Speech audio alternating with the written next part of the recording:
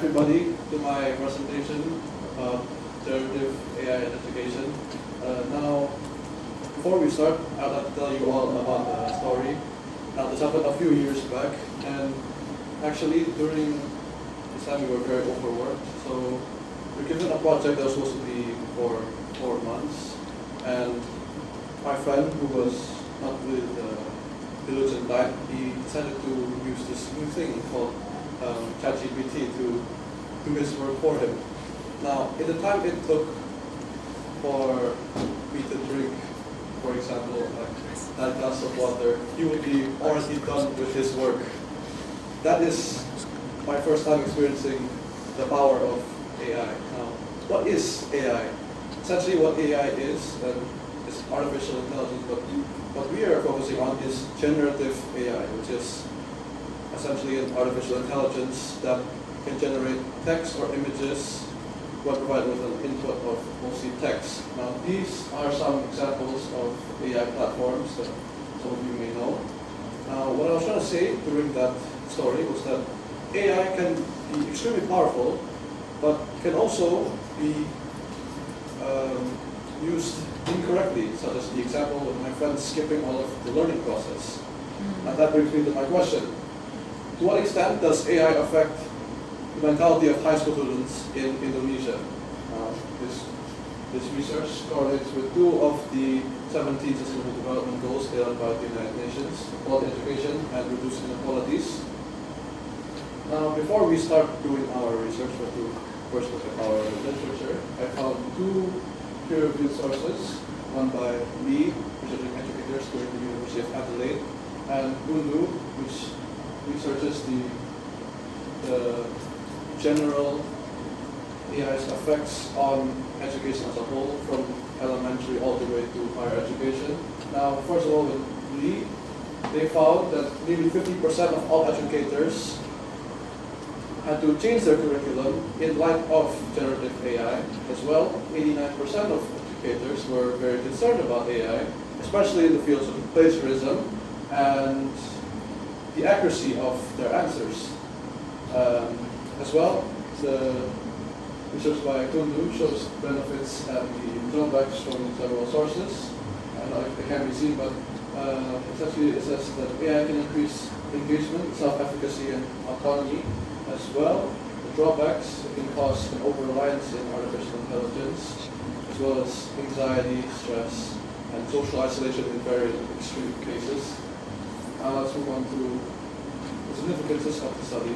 High school is a very tumultuous time in a person's life. It's the gateway to many different paths. So students need to learn these critical skills such as critical thinking and other fundamental skills so they can thrive in the work. Additionally, learning about AI, as it is relatively new technology, will provide insight to educators and policymakers. The initial hypothesis going into this is that AI would have a more positive impact on the students, and a mixed method of both traditional learning and AI would be the best. Now, moving on to our data collection, we are doing a mixed method of both quantitative and qualitative. So, for the quantitative, we are surveying 80 students from high school, age 14 to 19 in the area of Surabaya. As well, we're doing a qualitative data from surveys with 2 experts, Ms. Amelia Febriani and Mr. David Gunawan. Ms. Amelia is an education expert and Mr. David is an IT expert. Now, the key findings that I found in this research was 3. How users in comfort, positive impacts, as well as negative impacts. Now, as we can see from this graph, 90% of all users that were interviewed, surveyed, said that they use AI every week, every day. Every day, every week. As well, how comfortable are you using AI? A majority had a bias to the right, which is positive, so they are adversely more comfortable by using AI, which again is back to our literature review by Kundu, which states that AI can increase the engagement in the lesson. Now, moving on to our positive impacts. We've asked questions such as, have you noticed improvements in learning outcomes as well as motivation? Now, in the improvements, we can see a significant as well as a moderate increase generally, with 95% of them answering such. As well, when asked how is AI affected your motivation to learn, a majority responded with great to small increase, as well as a relatively large minority answering that no change has been observed.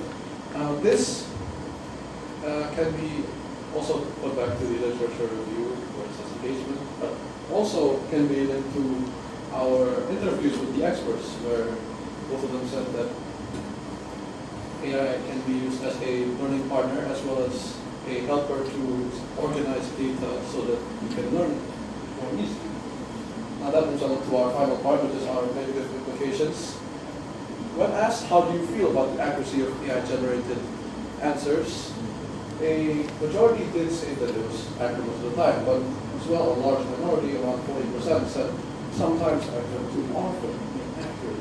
This can possibly be a drawback of AI. As we also saw from the beginning of the research, we saw that there was a high usage of AI. Secondly, when asked have you received any formal training on AI, majority actually said that they haven't, which could possibly be a flaw in the students, which when asked from the interviewing about AI training, we actually, both interviewees actually said that AI training was necessary, although not as much required.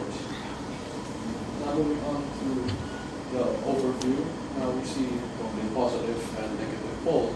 Personalization, increased motivation, improved outcomes, as well as new perspectives, as well. The negative, reliance, erosion of critical thinking, and accuracy issues. These were all gathered from the quantitative as well as the interviews from the two experts. Now, to answer my question from the beginning, to a very critical extent, AI actually affects the mentality of students. It's not entirely bad, not entirely good, but somewhere in the middle. Now, to mitigate the negative effects, we recommend three recommendations. First is mandatory AI literacy. As I said before, it can be short, maybe a few meetings during orientation, as well, assignment redesign. Essentially, we redesign the assignment with having AI usage in mind so that students can still learn while using AI. Now, last of all, cooperation with lawmakers to create standard of procedures. That's what SOP stands for. Essentially, when and where you use AI. So to conclude, AI is not entirely bad. It is, as any technology, has positives and negatives, and the way we use it determines if it has a positive or negative impact on our lives. So to build an infrastructure, we need to build an infrastructure to help the future generation learn more effectively. Thank you for listening. God bless you.